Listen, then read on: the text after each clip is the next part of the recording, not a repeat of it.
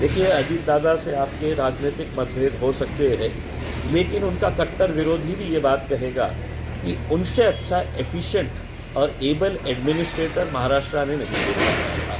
जो निर्णय लेने की क्षमता जो उनके अंदर थी, जो कला उनके अंदर थी कि वो टोलवा टोली नहीं करते थे कि हाँ देखेंगे, करेंगे, हो सकता है क्या, जो भी निर्णय लेना है वो जभी का जभी उसी जगह के ऊपर लेते थे। अगर होने वाला काम है तो वो मुँह में बोल देते थे हाँ ये होगा, नहीं होने वाला है तो बिल्कुल साफ तरीके से बोल देते थे कि ये काम नहीं हो सकता है उसमें। तो एक एबल एडमिनिस्ट्रेटर, अंग्रेज़ी में एक मन है वर्काहॉलिक, एक आदमी जिसका एक पैशन होता है काम करना, जिसकी एक दीवानगी, एक जुनून होता है काम करना, उसमें अजीत पवार साहब का नाम लिया जाता है। सारे लोग जानते हैं कि सुबह 6 बजे उठ के वो काम के ऊपर लग जाते थे, 7 बजे से तो लोगों से मिलना उनकी शुरुआत हो जाती थी और देर रात तक वो काम करते थे। मैं समझता हूँ उनकी इस मौत से नुकसान से महाराष्ट्र को नहीं, हिंदुस्तान में एक बहुत बड़ा नेता जिसका एक बहुत ही उज्जवल भविष्य था उसको खोया है।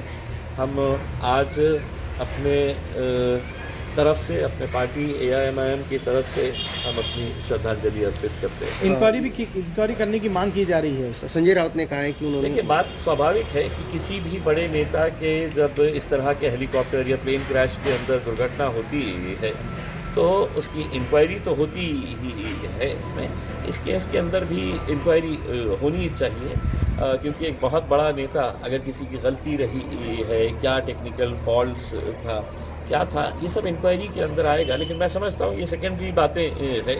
जो नेता जाना था वो चले गया है इसमें, अब बाकी जो इंक्वायरीज ये वो है वो तो चलती रहेगी। 5 साल आप उनके साथ रहे विधानसभा में, कैसा अनुभव रहा उनके साथ? देखिए, मेरा ज़ाती तौर के ऊपर, हम तो विरोधी पक्ष के अंदर बैठने वाले थे, लेकिन विधानसभा के अंदर जो 2 नेता जब भाषण देने के लिए बैठते थे तो सारे के सारे आमदार जो है वो आते थे हाउस के अंदर सुनने के लिए, और दुर्भाग्यवश ये दोनों नेता आज हमारे बीच में नहीं है। एक तो RR पाटिल साहब का भाषण बहुत अच्छा हुआ करता था और अजीत दादा का जो भाषण था वो बहुत ही स्टडीड होता था। उसमें वो पूरे के पूरे सत्ताधारी पक्ष को अकेले हैंडल करते थे।